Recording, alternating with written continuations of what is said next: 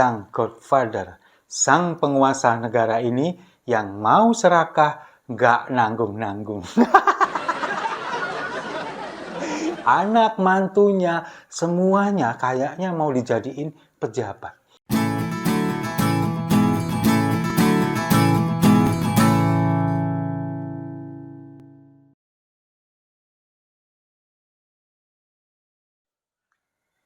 Salam damai untuk Indonesia, berjumpa lagi bersama saya, Papa Dimas. Info kali ini datangnya dari sang Godfather, sang penguasa negara ini yang mau serakah, gak nanggung-nanggung. Anak mantunya, semuanya kayaknya mau dijadiin pejabat. Nah, kemarin kan sempat nih, si Erina, istri dari Kaisang, menantu Presiden Jokowi dari anaknya yang ketiga. Kan kabarnya, hembusannya, kemudian digadang-gadang akan dicalonkan menjadi Bupati Sleman melalui Partai Gerindra. Tapi pada akhirnya, ternyata dari DPD Partai Gerindra Sleman, kemudian juga dari DPP Partai Gerindra melalui Sufmi Dasko, ini kemudian membantah itu, kemudian menolak dengan halus, dengan cara yang lumayan yang soft gitu, yang kita tidak menyadari itu. Padahal intinya itu adalah penolakan. Nah, sekarang ada kabar lagi tentang anak kedua dari Presiden Jokowi, yakni Kahiyang Ayu, yang menjadi istri Bobi Nasution, wali kota Medan. Kabarnya juga akan dijadikan calon wali kota Medan. Nah, ini kan memang kemarin sempat disampaikan oleh Bobi Nasution ketika dia dimintai responnya ketika nama Erina Gudono muncul menjadi bursa calon Bupati Sleman.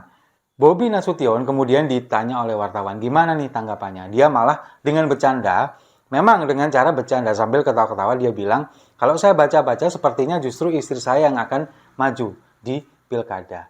Nah, ini kan kalau kita melihat ada dua kacamata atau sudut pandang ketika kita melihat apa yang disampaikan oleh Bobi ini. Yang pertama, ketika dia menyampaikan dengan tertawa, dengan bercandaan, ini kan bagi saya menangkapnya adalah seperti begini. Ketika dia adalah seorang wali kota, kemudian istrinya adalah anak presiden, dia adalah menantu dari presiden, maka dia beranggapan bahwa negara ini adalah milik keluarga kami. Apapun yang kami inginkan, ini bisa terwujud. Semua yang kita mau jadi wali kota, kita mau jadi gubernur, kita mau jadi wakil presiden katakanlah. Keluarga kami ini bisa ngatur itu semuanya karena orang tua kami, menantu kami adalah penguasa di negeri ini. Sambil ketawa-ketawa seolah-olah meremehkan bahwa gak ada peduli dengan masyarakat, gak ada peduli dengan rakyat. Kita ini bisa melakukan apa yang kita mau. Itu sudut pandang yang pertama. Lalu sudut pandang yang kedua, meskipun ini disampaikan dengan bercandaan, dengan ketawa-ketawa, ini sepertinya memang akan menjadi kenyataan, bagi saya terutama.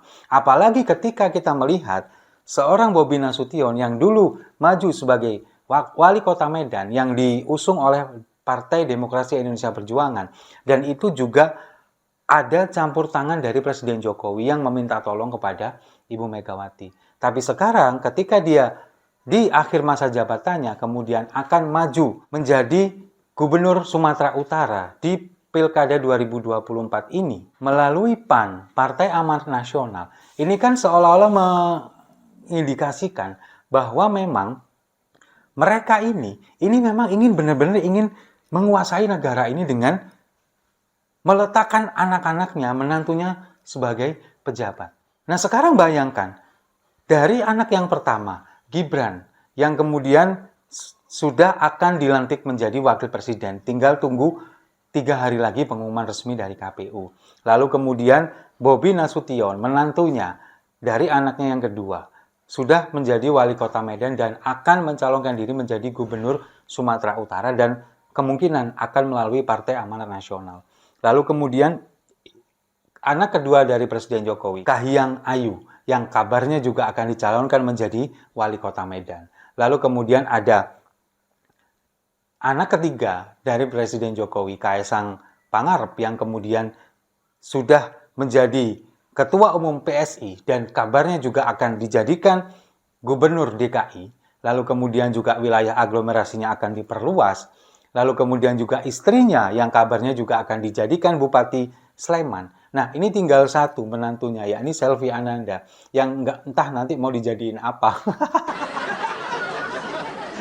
Nah, dari pernyataan Bobi ini kan kita bisa menangkap bahwa Kahiyang Ayu yang sebelumnya menjabat sebagai Ketua Tim Penggerak PKK Kota Medan bisa jadi akan diangkat kemudian dinaikkan derajatnya sebagai Wali Kota Medan, bisa jadi. Nah, kalau misalkan ini terjadi, ini benar-benar musibah demokrasi bagi negara kita, terutama dari kalangan keluarga Presiden Jokowi. Apalagi kalau kita mendengar selentingan sekarang kabar bahwa Presiden Jokowi ini akan menguasai partai-partai melalui koalisi permanen. Ini kan diusulkan oleh PSI, kemudian oleh Giovanni kemarin, lalu kemudian oleh Grace Natali, ini kan mengatakan itu.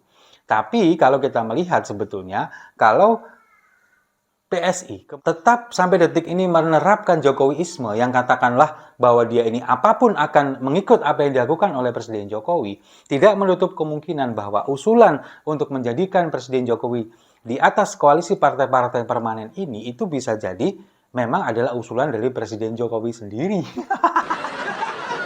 Nah iya kan, PSI kan adalah Jokowiisme. PSI adalah Jokowi, PSI adalah partainya Jokowi.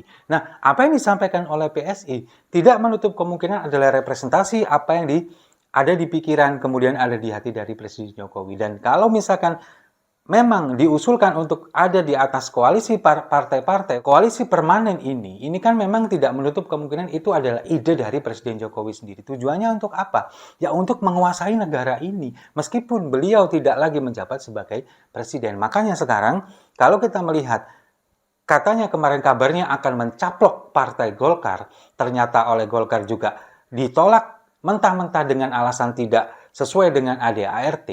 Lalu kemudian ada usulan lagi Gibran yang akan dimajukan sebagai calon ketua Partai Golkar, lalu kemudian Bobi yang kemudian juga akan dicalonkan menjadi Gubernur Sumatera Utara melalui Partai Amanat Nasional, dan sepertinya Ketua Umum PAN Zulkifli Hasan juga fine-fine aja, juga merasa senang dengan kabar ini. Bahkan beliau sendiri yang mengatakan kepada media bahwa sangat bangga kalau misalkan Bobi mau maju menjadi Gubernur Sumatera Utara melalui PAN. Dan ini memang tugas dia, tugas sebagai seorang penjilat atasan. Nah, kemudian Kaesang yang ditempatkan di PSI sebagai ketua umum, lalu kemudian kabarnya yang Erina Gudono yang akan dimajukan menjadi Bupati Sleman melalui Partai Gerindra, meskipun pada akhirnya ditolak. Ini adalah bentuk upaya-upaya dari penguasa kita, dari presiden kita, Presiden Jokowi, yang ingin menancapkan kaki-kakinya melalui anak mantunya kepada partai-partai yang ada di parlemen sekarang. Apalagi sekarang muncul yang tadi saya sampaikan, koalisi permanen dari partai-partai ini, yang kabarnya ini ada 3 partai besar yang akan menjadi pondasi dari koalisi ini. Ada Golkar, ada PAN, dan juga ada PKB. Nah, inilah yang satu ini, Partai PKB ini, Partai Kebangkitan Bangsa, yang kabarnya juga akan mengalami kejadian seperti Demokrat Jilid 2. Akan terjadi perpecahan internal di sana, akan bagaimana dibikin drama seolah ingin menyingkirkan Caimin sebagai ketua umum PKB dan menempatkan orang dari Presiden Jokowi. Entah siapa, kita masih belum tahu. Yang jelas, ini kabar ini sudah berhembus di kalangan masyarakat, di kalangan para elit, dan kita sebagai masyarakat juga sudah mendengar ini, bahwa memang ada koalisi permanen partai-partai ini melalui Partai Golkar, PAN, dan juga PKB. Sementara Gerindra tidak diajak sejauh ini. Ini menunjukkan bahwa apa? Sebetulnya memang hubungan antara Presiden Jokowi dengan Prabowo ini hanyalah hubungan sementara saja. Hanya hubungan simbiosis mutualisme. Ketika mereka sudah tidak saling membutuhkan, ya sudah nggak dibutuhkan lagi. Sudah akan disingkirkan lagi. Presiden Jokowi ingin melakukan koalisi partai-partainya sendiri, sementara Prabowo dengan Gerindranya tidak diajak ikutan. Nah, jadi sekarang ini semakin menegaskan bahwa memang Presiden Jokowi ini seperti yang disampaikan oleh Profesor Ikrar Nusa Bakti bahwa kita semua pemilik negara ini kalah dengan satu keluarga yang isinya 5 orang ini yang ingin menguasai negara kita. Itu yang terjadi sekarang.